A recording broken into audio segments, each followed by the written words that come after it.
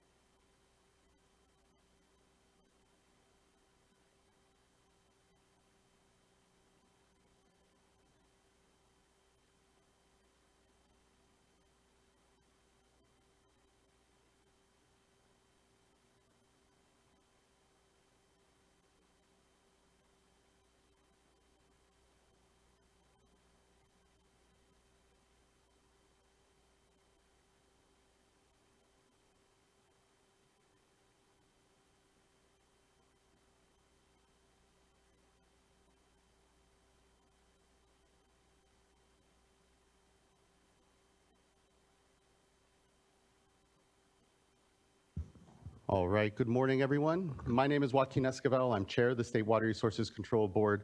Today is Tuesday, November 7th. It is 9:34 a.m., and I'd like to call this meeting to order. I'll begin by introducing my fellow board colleagues. Joining us virtually here in a moment will be Vice Chair Doreen Diadamo, and here in person with us is Board Member Laurel Firestone and Board Member Sean McGuire. With us here today will be Eileen Sobek, our Executive Director. Joining us as well is Jonathan Bishop and Eric Oppenheimer, our two Chief Deputies. Here as well as Michael Loffer, our Chief Counsel. Our Clerk of the Board is Courtney Tyler, and assisting her today is Emily McShane. As you can see, we have a hybrid meeting here. It is both being webcast and recorded and here in person. For those of you joining us virtually, you're viewing us through one of two streams, either the YouTube live stream or the Cal EPA live stream. If you intend on commenting on any of today's items, though, you need to be on the Zoom platform. There is a link and instructions on how to do so at the top of today's agenda. And if you're having any challenges getting onto the platform, please do email the clerk of the board at board.clerk@waterboards.ca.gov, and she can help you get on the platform. Once you are on there, your camera will be off. You'll be on mute until it's your turn to speak on the item you've indicated. Good morning, everyone. Here in the room, we're in Sacramento in the Cal EPA building. A few announcements for us here as well. If there happens to be an emergency, please do observe the exits. We'll calmly file out to Cesar Chavez Plaza and await further direction. If you intend on commenting on any of today's items, there is a QR code in the back, or you can speak to the clerk of the board in order to ensure that you're listed for the item. And once you do come up to the microphone, please introduce yourself and any affiliation you have. And importantly, also, please do silence any phones so that we can have an uninterrupted meeting today. With that, we can get on to the board's business here at the start. Would like to first note that item number 4 will actually be continued at a future board meeting. And then here we can get into public forum. How many, don't have my computer up yet, apologize, clerk. Okay, thank you. First commenter will be Natalie. Good morning, everyone. My name is Natalie. On behalf of Leadership Council, I'm here to provide comments regarding the Tulare Lake Subbasin Probationary Hearing Draft Staff Report. While Leadership Council does not work with residents in the Tulare Lake Basin, we'd like to thank and commend the State Water Board Sigma staff for their work on the draft staff report, and in particular, their inclusion of the Human Rights Water, the board's equity resolution initiative, and the disparate impacts, attention to protection of public trust resources, and emphasizing the need and importance of demand reduction. The draft staff report builds on DWR's efficiency by providing additional comments and recommendations regarding the degradation of groundwater quality, land subsidence, and impacts on critical infrastructure, and incorporating the impacts of climate change, the impacts climate change will have on groundwater management. We support the staff report recommendation to designate a basin probationary and recommendations regarding requiring metering and extraction reports. Furthermore, given that this is the first subbasin going through the probationary process, we commend the State Water Board Sigma staff for their attention to ensuring there is a public process that is accessible to everyone. In the subbasin draft staff reports to come, we ask that the State Water Board Sigma staff provide additional analysis regarding how GSAs are conducting public engagement and outreach, and how this is or is not shaping GSP development and implementation. We also urge the board to set the probationary hearing for the 5 other basins as early and quickly as possible. Last, on a personal note, I get to call the city of Lemoore my part-time home, as this is where I support my sister and brother-in-law in raising my godchildren. I want to ensure my nephews and niece never lose access to water in their home and that their water is always potable and safe. Lemoore is a part of the South Fork Kings GSA, and I am concerned that the Tulare Lake Subbasin GSP will not manage groundwater in a way that protects current and future access to groundwater. As such, I support the draft staff report recommendation to designate the subbasin probationary. Thank you. Thank you, Ms. Escobedo Garcia. Next, I'd like to see if Dawn Lynn is on the platform. Don't believe the person is. And then we'll go then to Leona Harris.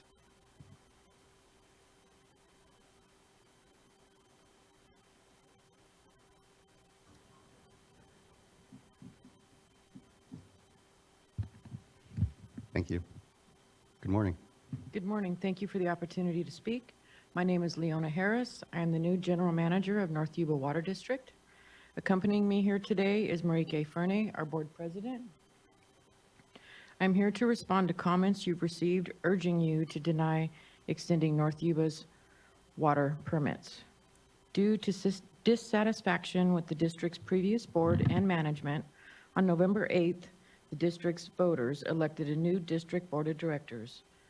The new board has made many changes, including hiring a new general counsel and special water counsel, settling 4 lawsuits involving the district, repairing the relationships between the district and other agencies, repairing the district's water conveyance infrastructure to improve service and to conserve water, focusing on better water stewardship. The district's new board and administrative staff have been unfairly disparaged at State Water Resource Control Board meetings by a former board member who has moved out of the district, and 2 others who are asking you to participate in a scheme to force the North Yuba Water District out of business so that another water district can acquire North Yuba's assets. The comments and accusations these 3 people have made to support their scheme are wrong and unfounded. Yesterday, I emailed a letter to the State Water Resource Control Board members and your executive manager that describes and discusses all of this in more detail. At your last meeting, you instructed your legal counsel to consult with one of the district's detractors. We ask for the same opportunity, and we request a meeting with your helpful and knowledgeable staff to provide information that will assist this board to make decisions that will affect the North Yuba Water District. As a final matter, we are honestly apologetic that we are forced into this dialogue through the public comment period at your board meetings. It is not the best use of anyone's time. We know that thoughtful and meaningful discussions between North Yuba Water District staff and state board would be extremely productive and produce tangible results. We have nothing to hide and welcome the engagement. Thank you for hearing our comments today. Thank you, Ms. Harris. I appreciate your comments and read your letter. And please do engage with our chief counsel and all staff. The door is always open to all parties. And yes, appreciate that this is seemingly played out in public comment. And do know that our folks are here to be spoken to as well. Okay, So thank you so much. Thank you, Ms. Harris. That wraps up our public forum. And appreciate folks that have come forward here to address the board on matters not pending before the board. Next, we can now move into board business. And the first item of board business is consideration of adoption of this October 17th and 18th board meeting minutes. Move to adopt the minutes. Second. Thank you both. Ms. Tyler, can you please call a roll call vote? Board Member McGuire, Aye. Board Member Firestone, Aye. and Chair Esquivel. Aye. Thank you. Thank you as well.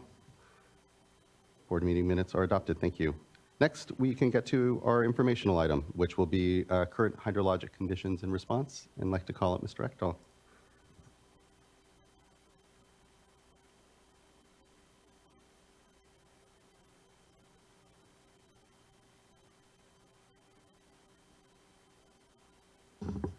Good morning, Chair Esquivel, members of the board.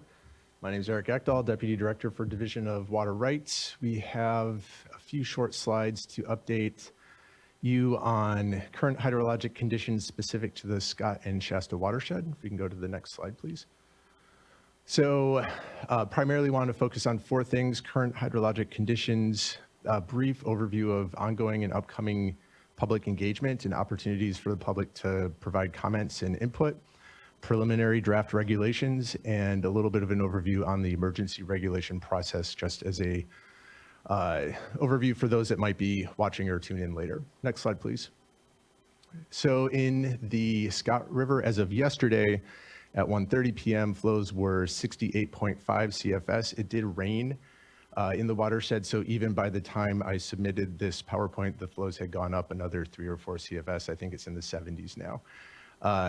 And as a reminder, the flow in the expired regulation was 60 CFS for November. So we are above that in-stream flow target. The Shasta River was at 139 CFS as of 1 p.m. Monday, and the flow in the expired regulation was 125 CFS. So we're above that expired target as well. And storage in Dwinelle Reservoir is about 8,300 acre feet as of Friday. And as a comparison, it was about 1,400 acre feet at this time last year. So still significantly improved conditions in Dwinelle, which is a good and helpful thing. Next slide, please. So again, the standard diagram is showing kind of where flows are. You can see the big flows from the winter and spring runoff of this last year. It dived down and did briefly, this is on the Scott, drop below the expired targets in August and early September, but has been slowly coming up since then. If we go to the next slide. In the Shasta, you can see a kind of similar pattern, although flows have been pretty consistently higher than the flow targets for the months of October and late September, parts of late September. There are fish in both systems, and I need to refer to my notes to this. As of October 30th, there were 4,800 adult Chinook salmon observed in the Shasta and 993 adult Chinook salmon in the Scott. Again, as a comparison, last year in the Scott didn't really start connecting until December when there was significant precipitation. So on the Scott, very significantly improved numbers when there's flow. Next slide, please. Shifting now to an overview of ongoing and upcoming engagement. We've had a number of meetings both in Siskiyou County and continue to hold them virtually. We've established bi-weekly meetings with Siskiyou County, bi-weekly meetings with a multi-agency / interested party work group. It includes tribes and some others. We may have lost the slide, there we go. We held a public workshop on October 6th here in the Cali PA building, where we specifically focused on 4 questions related to groundwater local cooperative solutions, minimum flows, data needs, and kind of an overview of the state of the fishery.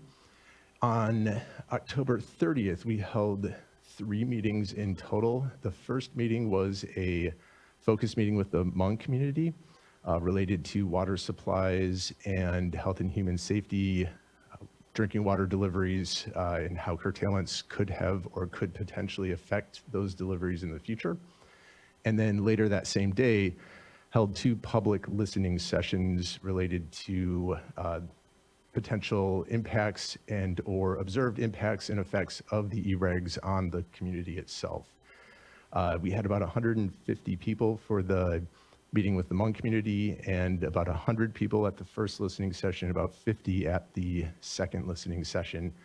Those listening sessions ran from 2 to 4:30 and then from 5:30 to about 7:30 or 8. So there was some long days and some very good comment and dialogue. The listening sessions were not a formal Q&A. It was an opportunity for the public to provide direct input. We did have a court reporter there taking a transcript, and so that is in development. We'll post that to our website when it's available so that the public and the board will be able to review the comments that were made. In total, we had about 50 commenters in total.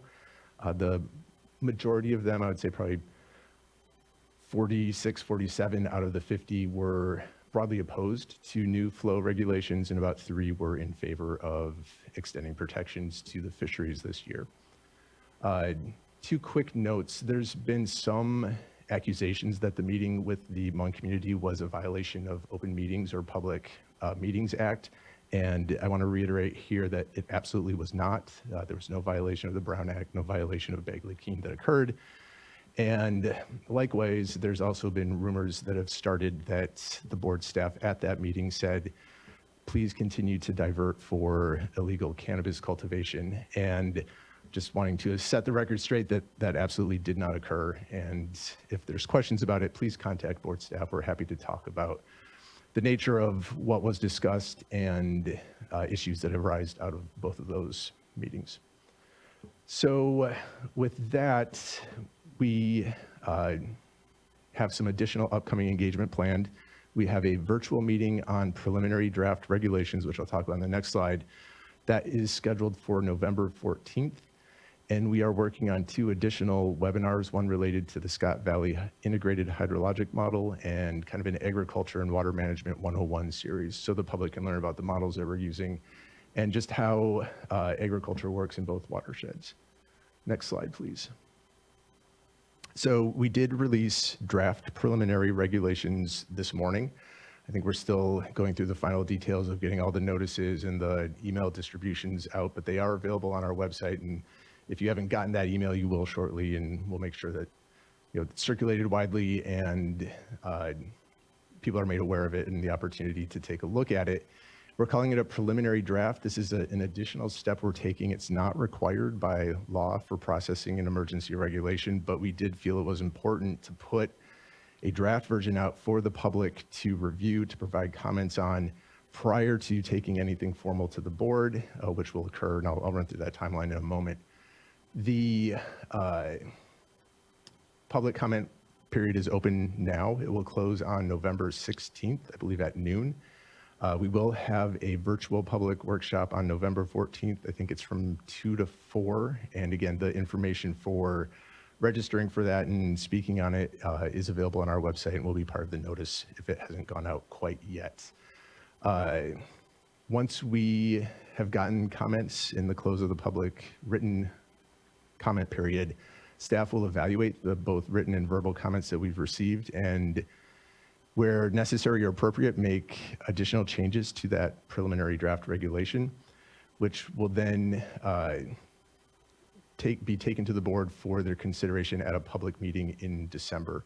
There will also be an opportunity for the public to comment as part of that board meeting and prior to the board meeting itself. Once or if the board does approve the draft regulations, we then will file with the Office of Administrative Law, and the regulations will go into effect 10 days later. Next slide, please. Wanted to highlight 3 noteworthy changes or differences in the preliminary draft regulations. We have proposed some updates to the minimum human health and safety exception certification. So this has always been part of the e-regs. I think for every e-reg package that we've taken to the board for the last couple of years, there's been an exception where if you need basic human health and safety water, about 55 gallons per person per day, you can file for an exception to the curtailment. And we would continue that process and clarify who can file for that exception, making a pathway for a third party to file if appropriate. Second bullet, additional options for diversions for livestock during the prohibition under limited conditions. That seems kind of opaque or a little bit unclear, but basically what we're talking about is providing additional opportunity for diverting for livestock ponds and running it down canals that may be fairly inefficient when flows are at appropriate levels. So creating additional opportunities to refill livestock ponds, but also then with those leaky ditches, it does result in some amount of groundwater recharge as well. And then third, additional options for groundwater local cooperative solutions. We've received a lot of input from the community about different options and different pathways. And so we do have a number of options there. We could focus on one, we could focus on all 3, but we are specifically seeking input on those options from the public and the broader regulated community. Next slide, please. So again, just a quick note that when we do get the public comments on the preliminary draft, we'll take it, we'll go through another revision process. When we formally release the draft, there is additional material that's submitted with that formal draft release. That includes a notice of proposed rulemaking, which includes the text of the regulation, a digest, which is essentially a document that explains why we've made the decisions or the recommendations in the emergency regulation itself and the scientific justification for it, and a fiscal analysis. To be clear, it's not a full-blown fiscal analysis. It's really under the emergency reg process focused on impacts to state finances. Then there will be a consideration at a board meeting and subsequent submission to the Office of Administrative Law, which we've run through previously. And I believe that's it for this slide. If we go to the next one, that's it in summary. And as always, our web links for people that want to stay informed or subscribe to our email subscription list. I think that's all. Thanks. I appreciate the abbreviated update here, but around a lot of work that's going on. I know there's a lot of meetings around Scott Shasta. We're having a lot of similar folks around discussions around certainly Sigma and then also the Bay Delta plan. And so I just want to acknowledge and thank, I know a lot of engagement that's going on, but particularly the Scott Shasta engagement where the time present in the community, listening to everyone in the community is just really critical to all of this work, and appreciate just the appropriateness of all that work that has gone on. Looking to fellow board colleagues, if they have any question or comment. We do have one commenter, and we can go to them, and like to call up Nathaniel Kane. Good morning, members of the board. Nathaniel Kane, Environmental Law Foundation on behalf of the Karuk Tribe and Pacific Coast Federation of Fishermen's Associations and Institute for Fisheries Resources. Just really quickly, I want to thank Mr. Ekdahl for the presentation. Really look forward to reviewing the draft regs. And I just really want to encourage this board to keep this process moving. The fish numbers and the precip that we've seen is really encouraging, but these Chinook numbers are below average in both these rivers over the last 20 years, and that average is an average of a severely degraded system. So it's great that we have fish this year. You know, it's such an amazing change from the past couple of years, but there's a lot of work to do. And I just want to say that we're going to be engaged. We'll get those comments in next week, and we're looking forward to moving this forward. Thank you. Thank you as well. Appreciate that, Mr. Kane. With that, I think it wraps up our informational item. Thank you, Mr. Ekdahl. Appreciate that. We're going to take, actually, yeah, Vice Chair just joined. We won't take a break necessarily, but I know Board Member Firestone will have to be transitioning out here in a moment. Next, we can move on to then item number 3, which is our public hearing and consideration of adoption of proposed amendments and renewal of the general waste discharge requirements and waiver of waste discharge requirements for discharges of waste associated with cannabis cultivation activities. It's, you know, when you have a title that long, you just have to read it out. It also gives time for people to transition into the panel. So we'll give them that, and thank everyone for this.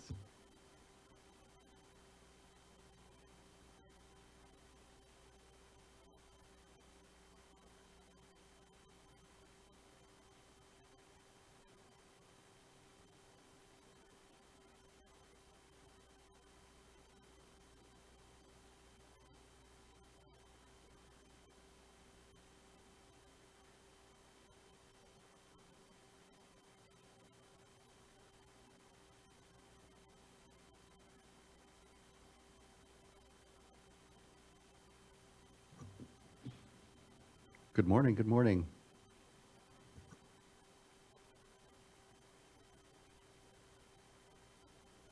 Hi. Good morning, Chair Escobar, Vice Chair Diadamo, and board members. My name is Brian Moore. I'm staff with the Division of Water Quality's Cannabis Regulatory Unit.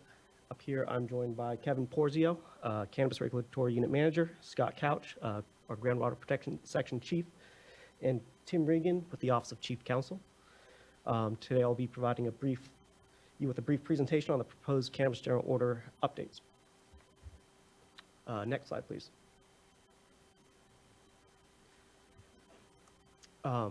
First, a brief background on the Water Board's cannabis program. The cannabis policy and general order were initially adopted by the State Board in October 2017 and again in February 2019. The cannabis policy describes the overarching water diversion and waste discharge requirements associated with cannabis cultivation activities.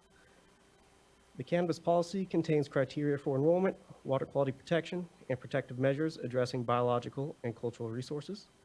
The Cannabis General Order and Small Irrigation Use Registration are the primary avenues for permitting and implementing the cannabis policy.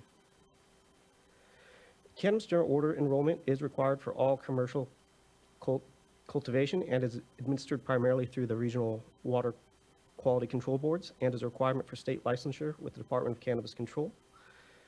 Today, staff are not proposing changes to any requirements detailed in the cannabis policy or the small irrigation use registration, but are looking to renew the conditional waiver contained within the Cannabis General Order, make minor clerical changes to the order, and address new legislative requirements created since the adoption of the order in 2019. The updates will be discussed on slide 4. The conditional waiver is set to expire February 5th, 2024. If the conditional waiver is not renewed before the expiration date, approximately 900 Cannabis General Order enrollees will be in a regulatory limbo for noncompliance with their Department of Cannabis Control licensing requirements. Next slide, please. The cannabis policy explicitly lays out tier and risk determination for the general waste discharge requirement, the WDR, and criteria for the conditional waiver of WDRs, which are incorporated and implemented through the statewide Cannabis General Order. The general WDR considers total disturbed area, tier, along with the slope and proximity to surface water risk to provide a statewide approach for permitting discharges and threatened discharges of waste from cannabis cultivation and associated activities.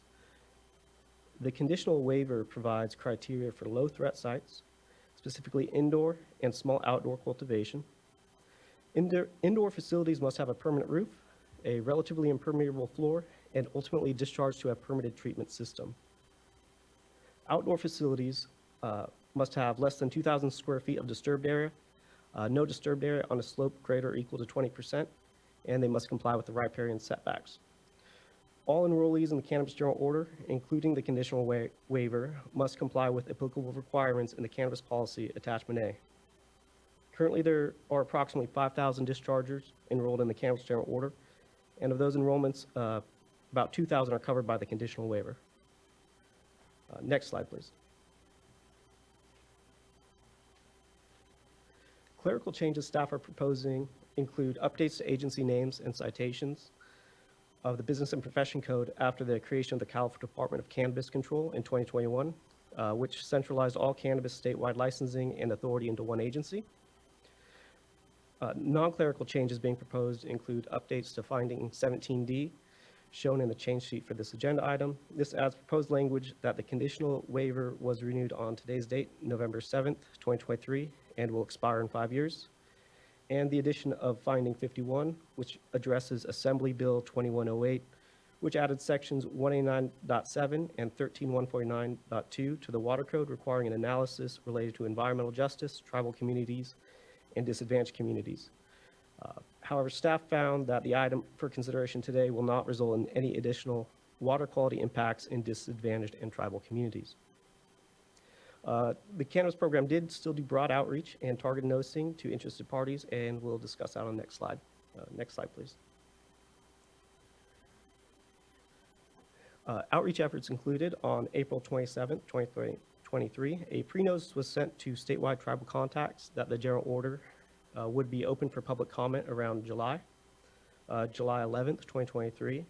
A notice of public comment and board meeting hearing date sent to over 1,500 interested parties, including the Office of Public Participation's external contact list and tribal government contacts provided by the state board tribal liaison and state water board cannabis cultivators email subscription list. On August 7th, 2023, a post was made on social media to our over 1,200 subscribers. Ultimately, staff received one public comment related to the requirements for indoor cultivation, but it was outside the scope of the proposed updates. Additionally, the notice of public comment posted on the state board's documents for public comment page were translated into Spanish and Hmong. The program's webpage was also includes links in Spanish and Hmong to language translation services, including a language access form in 6 different languages. Next slide, please.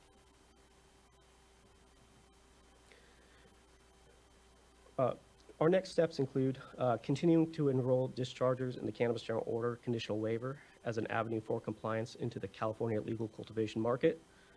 The cannabis policy will be brought back before the board in late 2025 or 2026.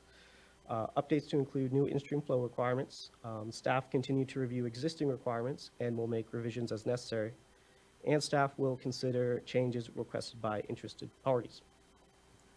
Staff continue to work on creating an open dialogue about upcoming changes and to increase meaningful civic engagement, and will coordinate as early as possible with community partners and tribal governments as specific potential changes are identified. We will prioritize outreach in areas overlapping with high enrollment concentrations in disadvantaged communities. And we will use CalEnviroscreen's linguistic isolation tool to target non-English speaking communities impacted by the proposed future updates. Outreach will include information on how members of the community can be involved in the process, interpretation resources available, and staff will utilize interpretation resources during both virtual and in-person outreach events.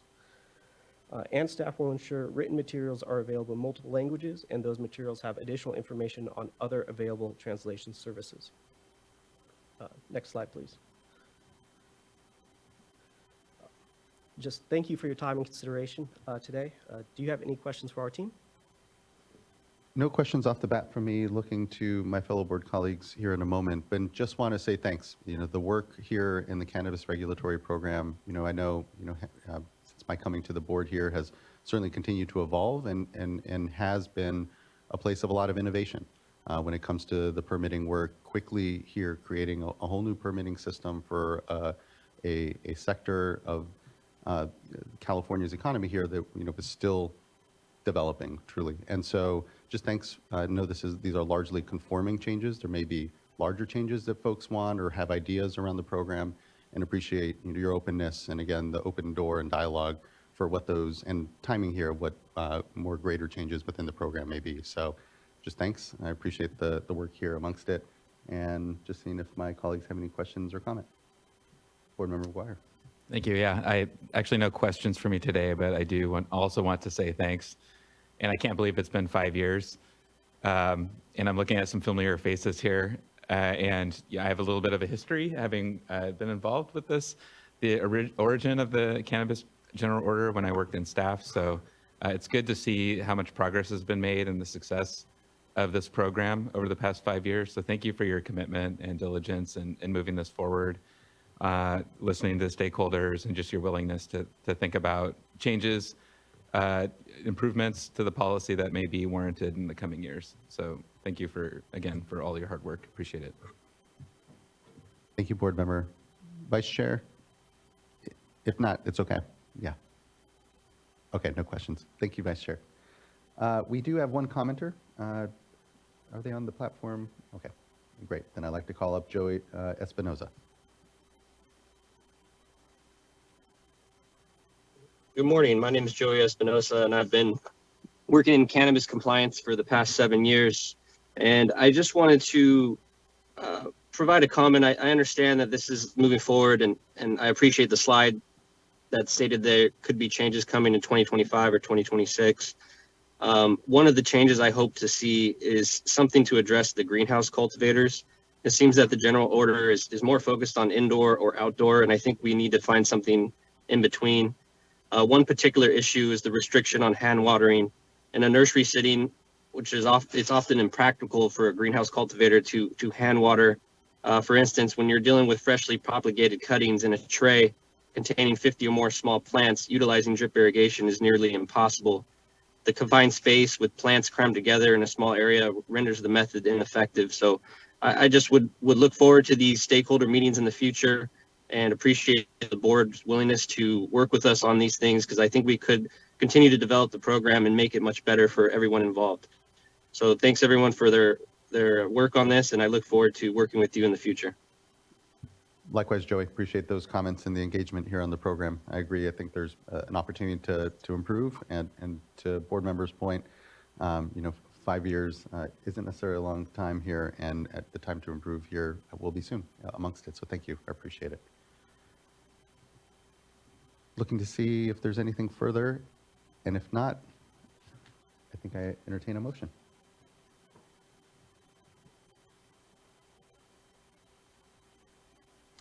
Nothing further from me. I will move to adopt the order under item 3. Along with the change sheet. Along with the change sheet number 1.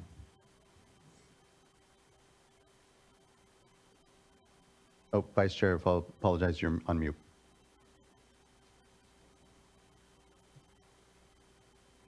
Okay, second. Thank you. Ms. Tyler, can you please call the roll call vote? Board Member McGuire, Aye. Vice Chair Diadamo, Aye. and Board Member Esquivel.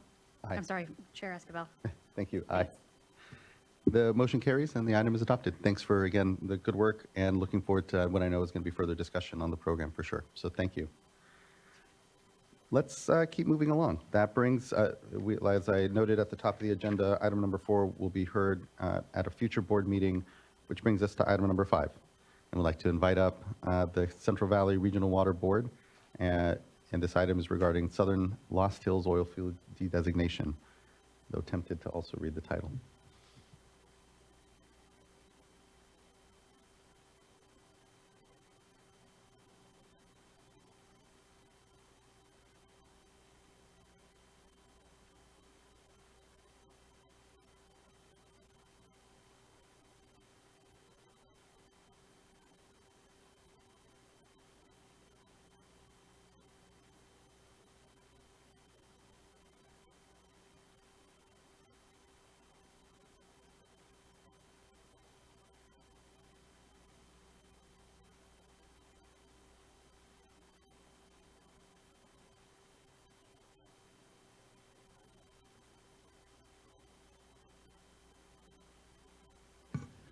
Good morning. Good morning.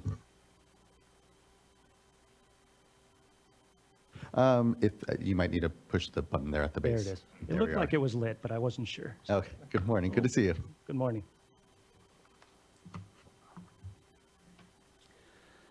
Good morning, Board Chair Esquivel and members of the board. My name is Alex Olson, and I am a supervising engineering geologist in the Central Valley Water Board's Fresno office. Today, I will be presenting on a proposal to approve a Central Valley Water Board adopted Basin Plan Amendment to the Water Quality Control Plan for the Tulare Lake Basin to remove the municipal and domestic supply, MUN, and agricultural supply, AGR, beneficial uses from groundwater in a horizontally and vertically delineated portion in the southern area of the Lost Hills oil field. This was Central Valley Water Board Resolution R5 2022-0035. Next slide, please.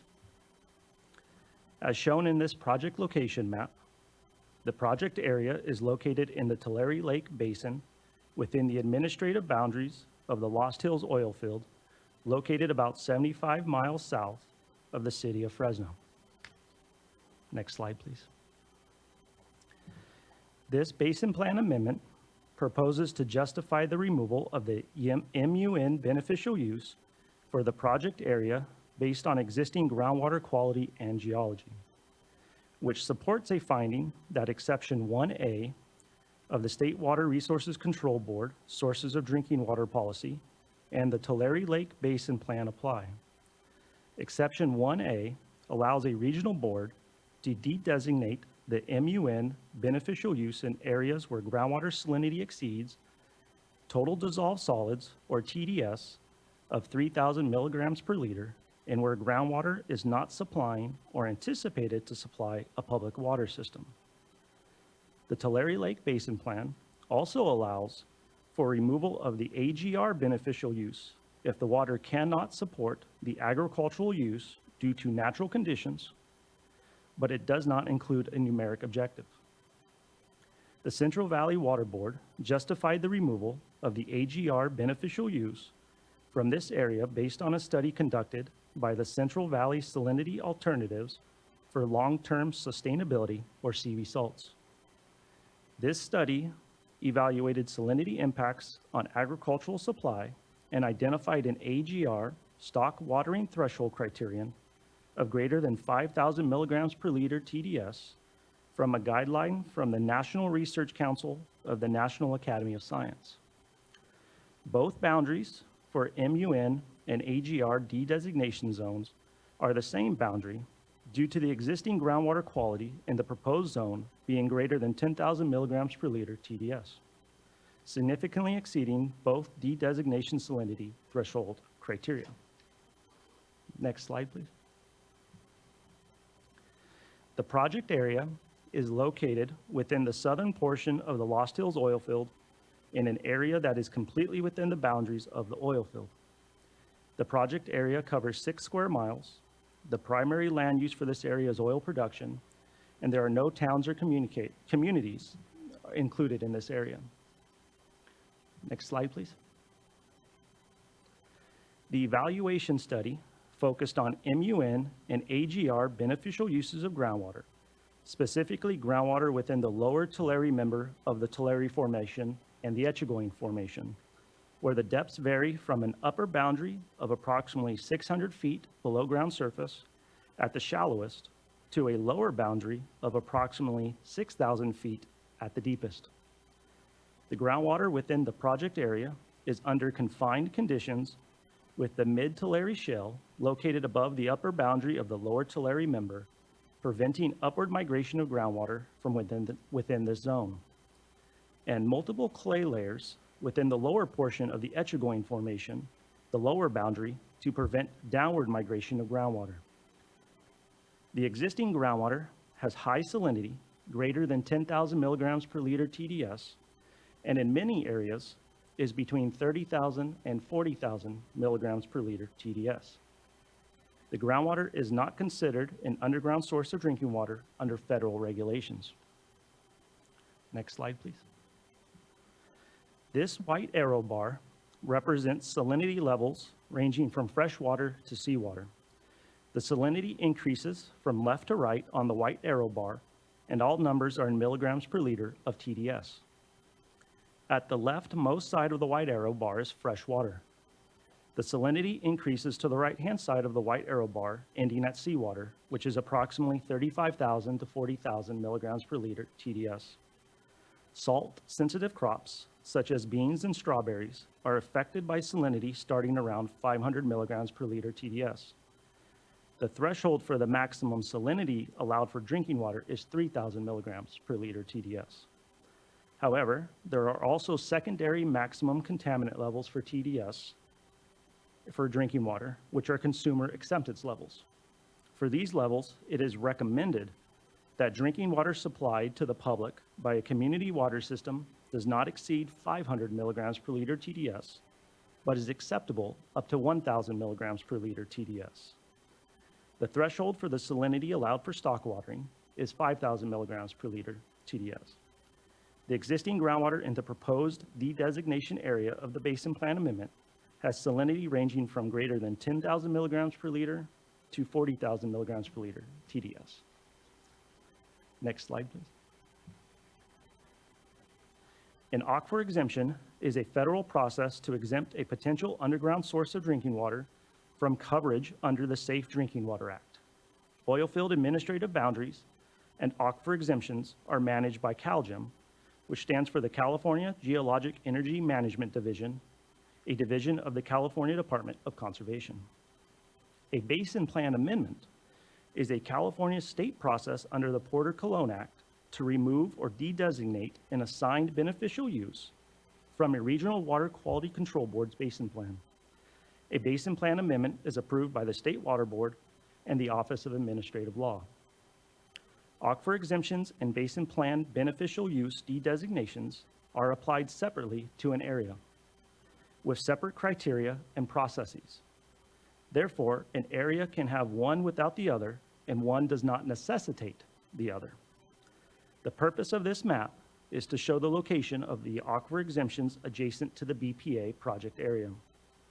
The aquifer exemptions are shown with either purple striped areas or solid pastel areas on the map. The approximate location of the proposed Basin Plan Amendment de-designation area is shown by the red outline box. The administrative boundary of the Lost Hills oil field is shown with the light orange outline with an arrow from the orange text box pointing to it. Oil field administrative boundaries, other than those for the Lost Hills oil field, are also shown on this map with orange outlines, but are not labeled. Next slide, please. This Basin Plan Amendment was adopted unanimously by the Central Valley Water Board on June 10, 2022, with Resolution R5 2022-0035. Additionally, an executive officer's non-substantive corrections memorandum dated August 11, 2023, was sent to the State Water Board, making minor editorial corrections. Next slide, please. AB 2108 is a bill that went into effect January 1st, 2023, and which requires focused outreach to disadvantaged communities adjacent to project areas with potential water quality impacts. Although no impacts were anticipated for the community of Lost Hills from this basin plan amendment, outreach to comply with AB 2108 was nevertheless conducted to inform community members. On September 9th, 2023, Central Valley Water Board staff posted the notice for the State Water Board meeting, as well as a 12-page project information sheet about the basin plan amendment in both English and Spanish to 4 highly visible areas in the community of Lost Hills. The 4 posting locations are shown on the map with red stars and labels for each location. Outreach occurred in Lost Hills because it is the only disadvantaged community near the Basin Plan Amendment project area. During the posting efforts, staff received expressions of appreciation for the outreach from community members in Lost Hills. Staff did not receive any public comments or inquiries as a result of this outreach. Next slide, please. A public comment period on the Basin Plan Amendment for this State Water Board approval consideration was held from September 13th through October 15th, 2022. During the 30-day public comment period, comments were received from Sentinel Peak Resources, LLC, and Valley Water Management Company, Valley Water, both in support of the Basin Plan Amendment. However, Valley Water had concerns about findings in the Central Valley Water Board Basin Plan Amendment resolution, the de-designation process for future Basin Plan amendments, as well as the AGR de-designation threshold used for this Basin Plan Amendment, potentially setting a precedent for use in other future groundwater de-designation Basin Plan amendments. Next slide, please. Valley Water's first comment was regarding a finding in the Basin Plan Amendment resolution and commented that Central Valley Water Board Resolution 8998 did not fully incorporate State Water Board Resolution 8863, the Sources of Drinking Water Policy, into the Tulare Lake Basin Plan. Staff's response is that Central Valley Water Board Resolution 8998 is consistent with State Water Board Resolution 8863, and it did not need to be identical to 8863 to be sufficiently incorporated into the Tulare Lake Basin Plan. Additionally, State Water Board Resolution 8975, which approved Central Valley Water Board Resolution 8998, confirms this. Next slide, please. Valley Water's second comment was also in regards to findings in Basin Plan Amendment in the Basin Plan Amendment resolution, and commented that State Water Board Resolution 8863 was overturned by the Office of Administrative Law, or OAL. Staff's response is that while State Board Resolution 8863 was not approved or overturned by OAL, due to a 1992 California legislation, Resolution 8863 does not need OAL approval. This was also confirmed by a California Court of Appeals decision. Next slide, please. For their third comment, Valley Water commented that the stock watering threshold of 5,000 milligrams per liter of TDS in the Basin Plan Amendment will be used as a default standard maximum TDS limit for AGR de-designations in future Basin Plan amendments, regardless of whether stock watering is in actual use, and that such a standard is premature in the light of ongoing CV salts implementation. Staff's response is that State Water Board reviews each Basin Plan amendment individually, and the use of this threshold for this specific Basin Plan amendment does not set a precedent for its use in future de-designation Basin Plan amendments. Additionally, it is appropriate to take into consideration not only existing agricultural uses, but also the potential agricultural uses that may be protected by the AGR designation. Furthermore, future information that comes from implementation of CV salts will likely be considered in future Basin Plan amendments. Next slide, please. For their fourth comment, Valley Water commented that all vertical layers of groundwater should be de-designated wherever possible for a de-designation project to to avoid future duplication of effort. Staff response is that State Water Board reviews each basin plan amendment individually to assess the appropriate scope of the de-designation. The scope of the de-designation, subject to the State Water Board's approval for this basin plan amendment, is the scope of the de-designation approved by the Central Valley Water Board. Next slide, please. As such, Sorry, could you go back to that last slide? Sure. Just to put a bow on it, I guess. So can you just refresh my memory why the comment was all vertical layers of groundwater should be de-designated? Can you just clarify why all vertical layers of groundwater weren't de-designated, or refresh my memory on that? for this de-designation proposal, the operators that proposed this put forward the lower Tulare member of the Tulare Formation and the Etchegoin formations. And they do not start, well, they start beneath the mid-Tulare shell, the confining layer in the area, about 600 feet below ground surface, and down to 6,000 feet below ground surface at its deepest. So it's a layer down towards the bottom, but not the overlying upper Tulare member of the Tulare Formation that also includes groundwater. In a practical sense, we didn't have the information to support the de-designation of the upper layers. Now, maybe it could have been de-designated, and if some future operator wanted to take over, and just to get at why, kind of my thought as to why that comment was being made, if a future operator wanted to utilize a pond disposal system in that area, they would essentially need to have that use de-designated or that showing be made here.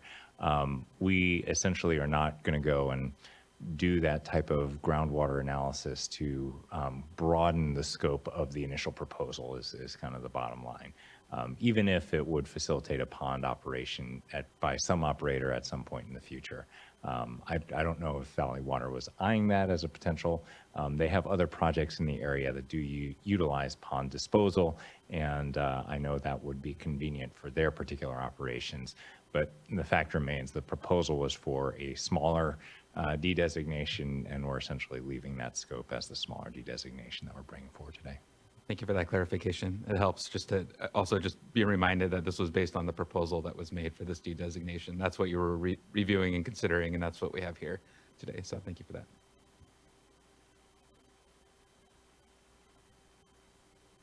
Staff's recommendation is to approve the Basin Plan Amendment, Central Valley Water Board Resolution R5 2022-0035, to remove MUN and AGR beneficial uses from groundwater in a horizontally and vertically delineated portion in the southern area of the Lost Hills oil field, and forward it to the Office of Administrative Law for approval consideration.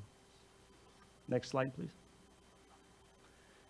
Thank you for your time. I can now take questions or comments regarding this Basin Plan Amendment. Thank you. I appreciate the work that went into this, and somewhat similar to the board members' question and sort of the genesis of this project. It is something that was brought to us. What comes to mind, and we discussed this during the briefing, is just the larger CV salt strategy, right?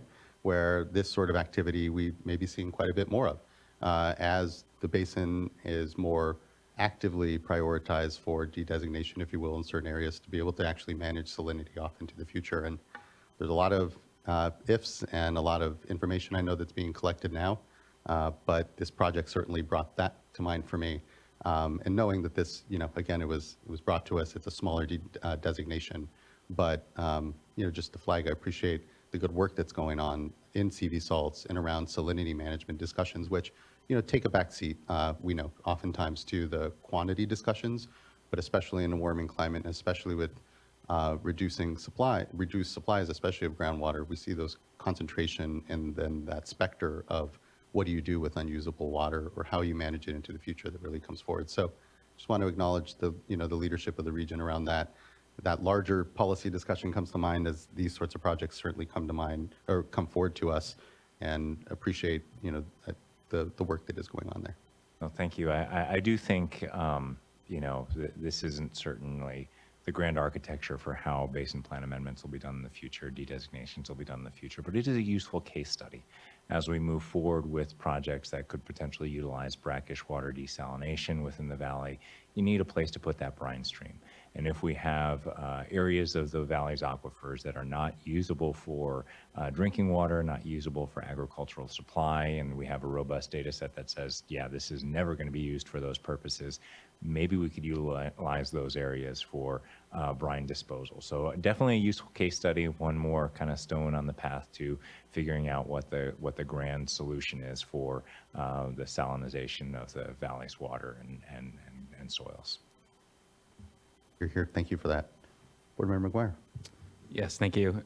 And I'll that's on my mind as I'm thinking about the future of California's water resources. And so I have just a comment on that as just the opportunities with brackish water desal and our view of it. I know with the water supply strategy from the governor, work's underway to identify areas within the state that may be candidates for brackish water desal.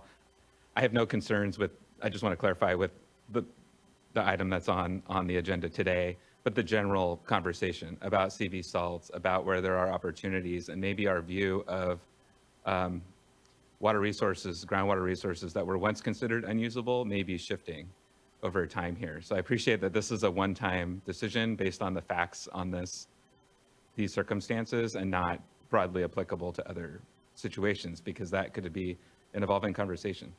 No, absolutely, absolutely. And I think that's one of the reasons why you saw the regional board hew to fairly conservative estimates about what can and can't be done with the groundwater that's in this portion of the aquifer. So we're talking about groundwater that is, over 10,000, not even within spitting distance of, AGR uses.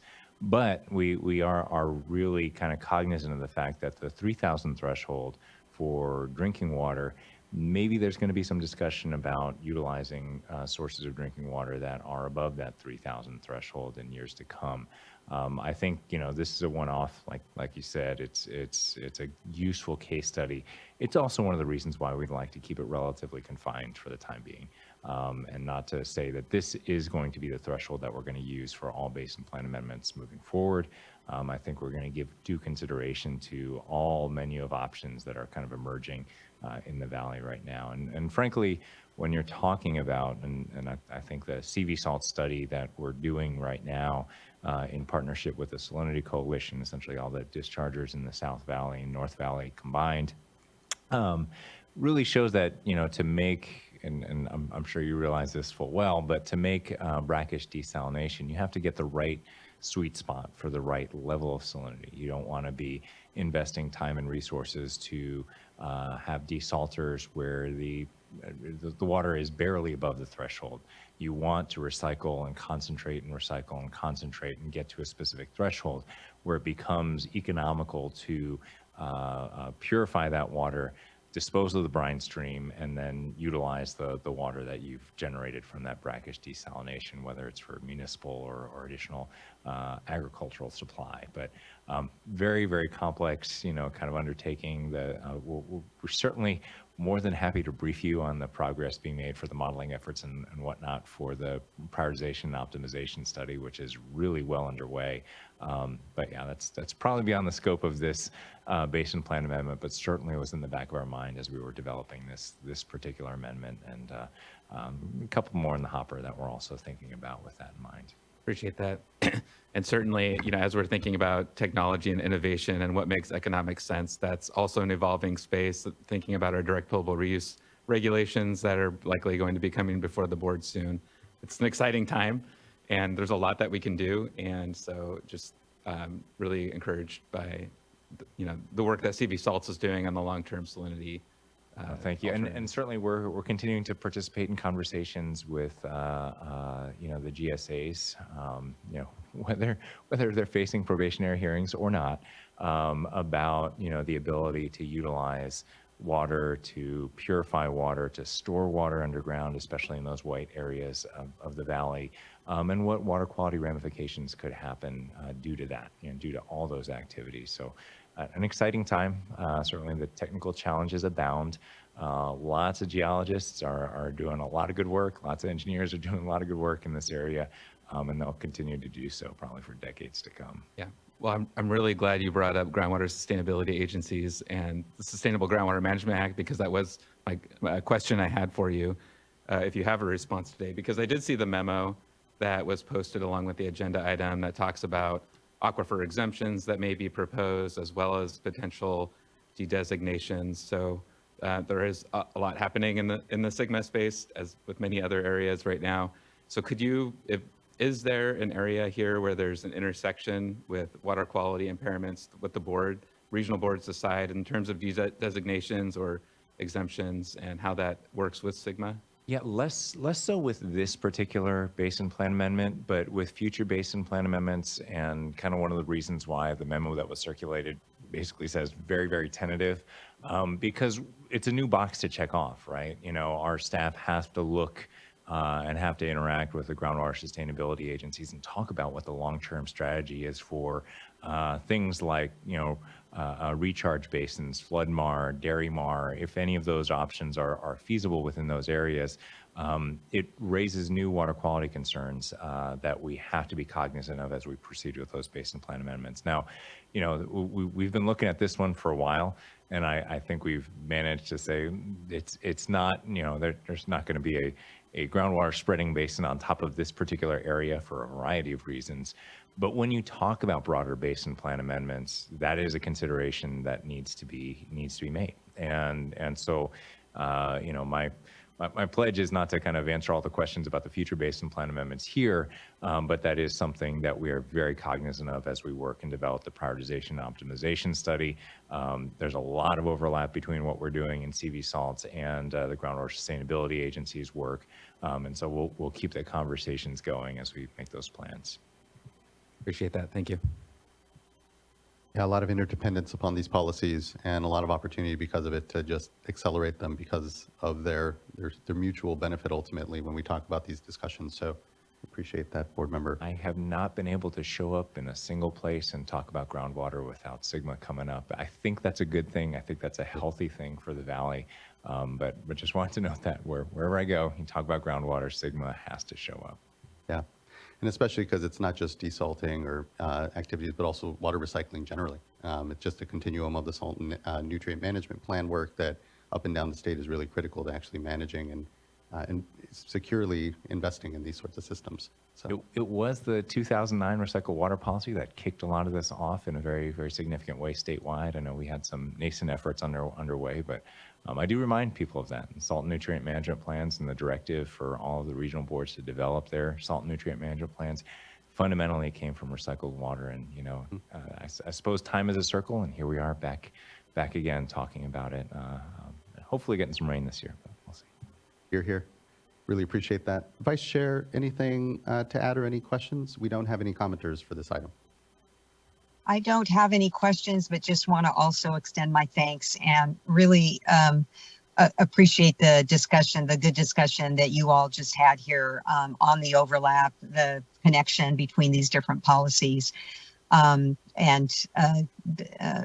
Mr. Palupa, I appreciate that now is not necessarily the time in, you know, what's before us today, but just having that touch point, constantly reminding folks to be looking at how these policies interconnect, and just really appreciate your comprehensive thinking over there at the region, you know, between what you're sending to us today and then also CV salts, your role with Sigma, the prioritization and optimization study, just a lot going on. And so I think it's always helpful for us to get those updates. Thank you.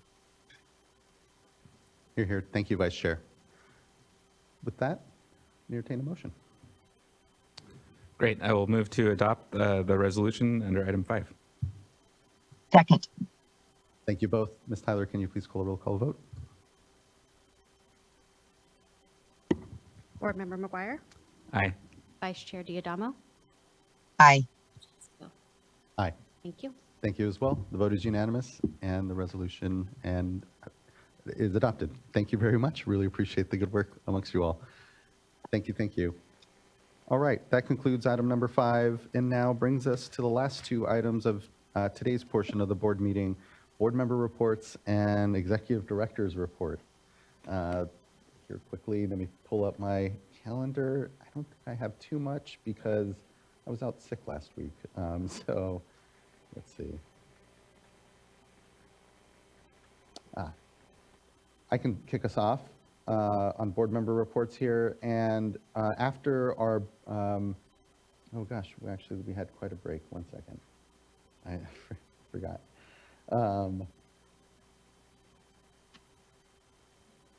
I will first report on the fact that on the week of the 23rd,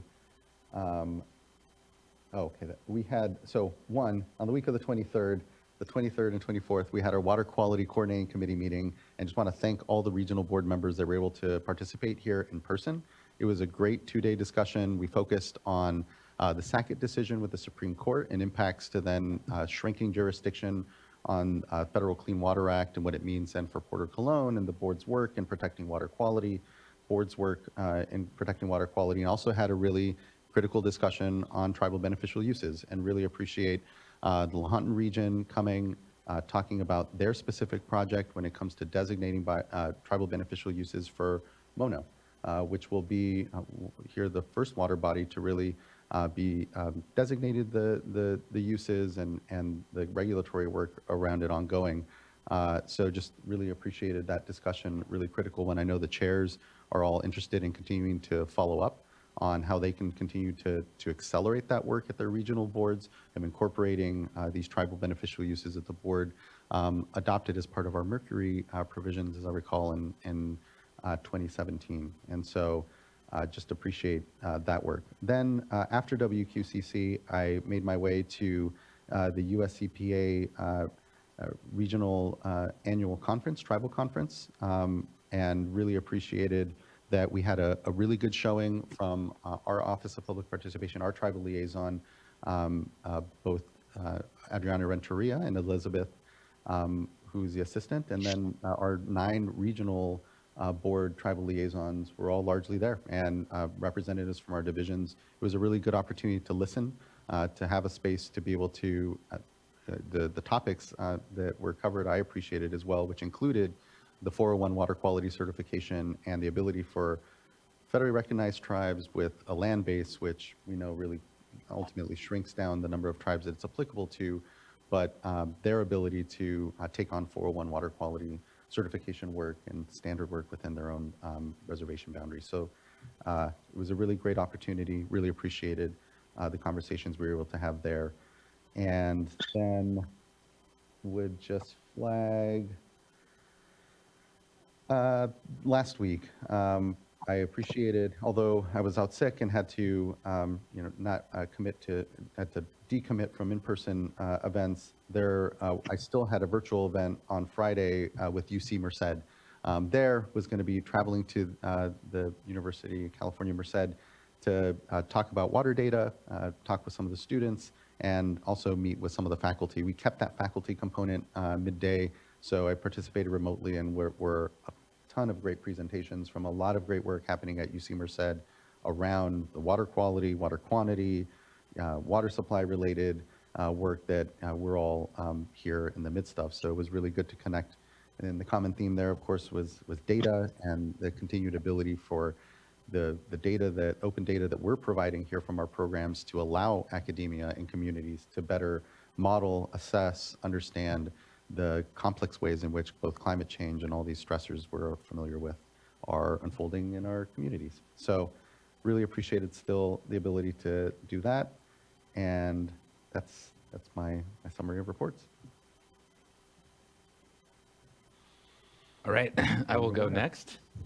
So yes, it has been a break here. I too attended the Water Quality Coordinating Committee meeting. Then for those 2 days, the next day, and thank you, Chair Esquivel, for putting that together. I thought it was a really well attended and good engagement across the regional boards. The next day, Wednesday the 25th, I attended the California Association of Sanitation Agencies held a regulators meeting, which had a focus on cross-media engagement. So there were regulators, not just from the water boards, from the Central Valley Regional Board, from our staff, but also from Cal Recycle, from the Air Board, and there was participation from Coast Keeper, and some NGOs as well. So I thought it was a good, healthy day of discussion about a whole host of topics, ranging from biosolids to nutrients, frankly, and a lot of the focus there under the next steps that we may need to take in the future as it relates to nutrient management. So I thought it was a productive discussion, and I was encouraged by that. The next item I wanted to mention, there have been a lot of workshops going on at the staff level, and I've been participating in as many of those as possible, as my schedule allows. So I have been observing the Bay Delta staff workshops on both modeling and the overview of the plan itself, as well as the Sigma workshop or meeting last week on the Tulare Lake Subbasin probationary discussions. So I've been keeping very busy with attending those meetings and will continue to do so. I feel like I'm forgetting something, but that's okay. Then on Saturday, just a couple days ago, I had the honor of going to Mexicali. We have awarded a $4.3 million grant for the Mexicali Fluye project, which affectionately is being referred to as the New River project, to restore first initially 3 miles of the New River within Mexicali. And so, Chair Esquivel, I believe that was an event you were going to attend that you were unable to. Thank you. It was a great honor to be able to be there, to be a part of that discussion, launching the really encouraging project, I think. Great participation from the local community there, and really encouraged to hear about the work that the Sonoran Institute is engaged in the Colorado River Delta, as well as in numerous states that they work in the watershed overall. And seeing this project hopefully come to fruition here over the next couple of years. So it was a very good experience. Thank you. Really appreciate that, and the thanks is all mine, truly. And to your point, it is an exciting project because, well, it's the only dollars we really have that we're spending on the other side of the border. And when you have a watershed that originates on the other side of the border going upstream, it's hard for us sometimes to be able to do that. So just want to thank the Sonoran Institute for being a great partner there and being able to be that intermediary where we are, funding things that are really down, helping us downstream, but also really connecting us with our partners across the border. So thank you so much for doing that, truly. Absolutely. Vice Chair, any reports? Yes, I have a few. So I was able to participate in WQCC just remotely, though I had a cold, and just want to comment that I always feel like each year it gets better. This was really good, and I always especially appreciate the updates that we receive from the regional boards. That's really been and continues to be a good learning opportunity for me. On the 19th of October, I went to Lakeport to participate in the listening session on the Clear Lake Hitch, and board member Firestone was also there, and we had a fairly good turnout. There were Supervisor Green was there, representatives from Big Band Pomo Indians, a tribal leader was there, and then a number of folks from the agricultural community. And we went quite late. There were a lot of questions, and I think that our staff just did a superb job just taking the time to answer the questions. A lot of it was the same questions, you may be asked in a different way, and just being patient and listening to the community and working through their questions. So it's a long way to drive, but well worth the time spent. And then I too, I think like all of us have been following the Bay Delta staff workshops. And then also the Tulare Lake workshop will be going tomorrow as well. And there was one more, but I'm not finding it. That's all I have for now. Thank you. It's a lot. It's hard to say that's all. I can't believe it. I just truly appreciative how busy things are, and to Board Member McGuire's point, there's just a lot of workshops going on. I know we're all doing our best to attend as many as we can and just appreciate, especially the in-person participation that so many of us have been prioritizing. It means a lot. So thank you for that, Vice Chair. That wraps up board member reports and brings us to the Executive Director's report. Anything to comment on, Ms. Sobek? Anything? I know it is a lengthy document. There's a lot in there, but thank you as always. And any questions from board members on the report? Board Member McGuire does. No questions, but I do expect a report from the executive director before the executive director's final report. We will have plenty of opportunity to make sure and embarrass Eileen. Thank you. Thank you, Ms. Sobek. That concludes the Executive Director's report then as well. I don't think we have personnel closed session. No, not necessary today, I think. But Yeah, my recommendation would be, given that we have a bare quorum and with Vice Chair Diadamo remote, that we would go ahead and continue that to the next board meeting. I'll provide an update to the board members electronically. Thank you. Appreciate that. That then concludes today's tranche of items for today's board meeting. That we will still have items tomorrow. We have, I think, about 3 to get through before I know many of us, I think all of us that will be at the dais will be heading down south to our Sigma community meeting in Hanford. So just appreciate that. So with that, we're adjourned until tomorrow morning at 9:30 a.m. And it is, I'd just like to note, before 11 a.m. today. So appreciate that. Hope everyone has a good rest of your day, and we will see you tomorrow morning. Thank you. We're adjourned until 9:30.